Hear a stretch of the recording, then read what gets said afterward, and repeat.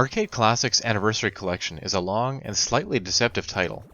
The bundle includes 8 Konami arcade games, but most of them wouldn't be considered classics. Here are the games and the year in which each was released. Scramble, 1981, Twin B, 1985, Nemesis, 1985, Life Force, 1986, Typhoon, 1987, Haunted Castle, 1988, Vulcan Venture, 1988, and finally Thundercross, 1988. All but Haunted Castle are shoot-'em-ups, so immediately there is a distinct lack of variety to the package. But brutal arcade difficulty and few quality of life features are just as sour a note as the games themselves. In any package that bundles multiple games together, the strength of the titles on offer ultimately determines the overall value of the collection. To that end, I decided to provide a personal ranking of each game in the Anniversary Collection in addition to a mini review. Number 8. Haunted Castle. The best thing about Haunted Castle is that it isn't a shooter. This side-scrolling action platformer is a frustrating arcade rendition of Castlevania that came out 2 years after the much better first entry on NES.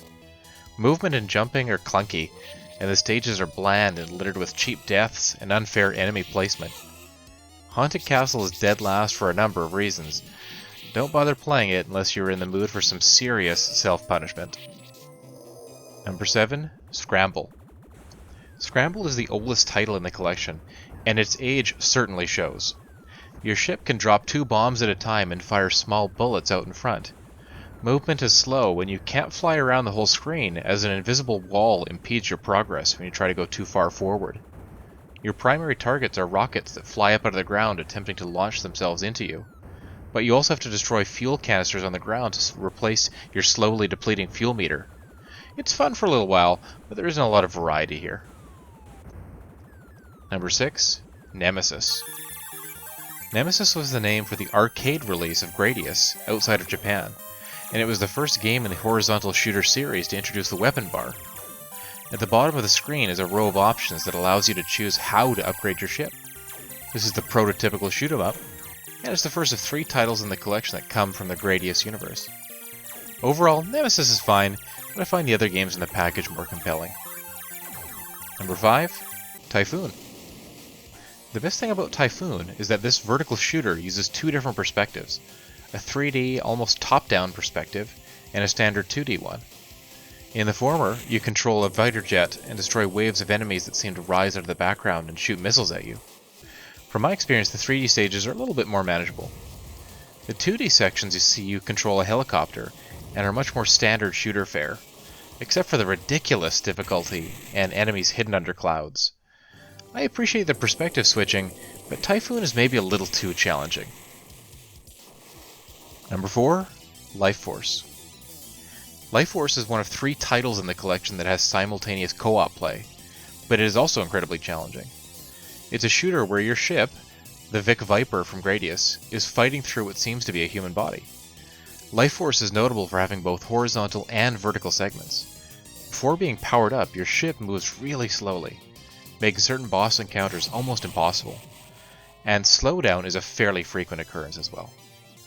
That said, I do like the unique backdrop and ability to play through the game with a friend, which is likely to be your best chance of making it all the way through. Number 3. Vulcan Venture. Vulcan Venture is the name for Gradius 2 outside of Japan, and there's no mistaking the fact that this is a direct sequel to the original Gradius. The game looks and plays nearly the same, but a key difference is that the screen essentially wraps vertically, so you can fly up or down to scroll the screen, and this essentially doubles the playing space. The weapon bar makes its return, but at the start of the game you can choose from a few different weapon bars that have slightly different missiles or lasers, for example. There's also a 2-player mode where players take turns playing through the game. The changes in variety put this one a few spots higher than the original Nemesis. Number 2.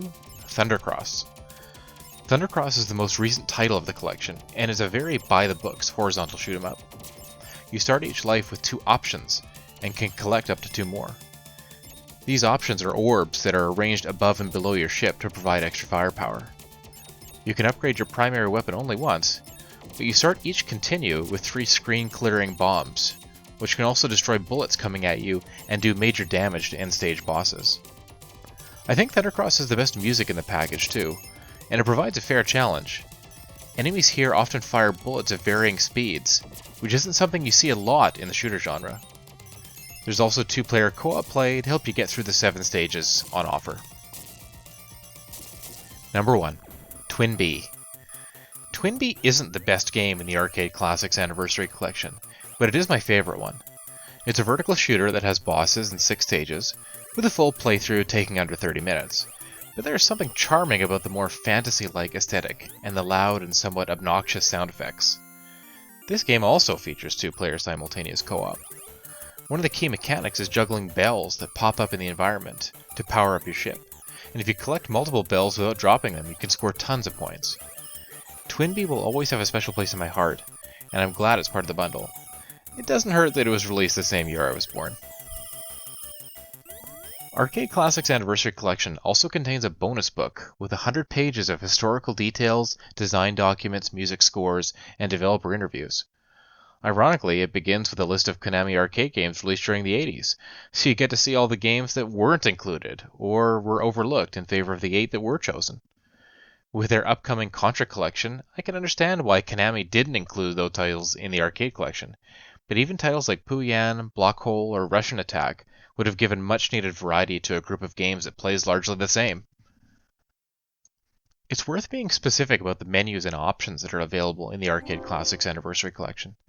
Each title has a single save file, and you can load the file at any point while playing that game. There are also game settings that allow you to tweak difficulty and specific elements like number of lives. The next set of options relates to the in-game display, and here you can turn blurring on or off, adjust the display ratio, add one of 2 frames to the border of the middle of the screen, and keep or remove a banner at the bottom of the screen that displays the controls. The final settings pertain to controls themselves, and here you can remap buttons and turn on rapid fire. It's easy to access all these options in-game, but it would have been nice to see more specific game options for each title and more of the modern features we have seen recently. I can't help but compare the Arcade Classics Anniversary Collection to other retro compilations, like the SNK 40th Anniversary Collection, which, albeit arrived at a higher price point, but provided many more titles and much-needed variety. It also has a feature that allows you to watch playthroughs of each game and hop in when you feel like it. Even the SNES Classic has a rewind feature that lets you jump back in time to retry a particular segment. A lack of online leaderboards or any type of achievement system also lowers the replay value of the Arcade Classics Anniversary Collection. Unless you are terribly nostalgic for the games in this package or a die-hard shoot-'em-up fan, I can't fully recommend it when there's such better value propositions out there.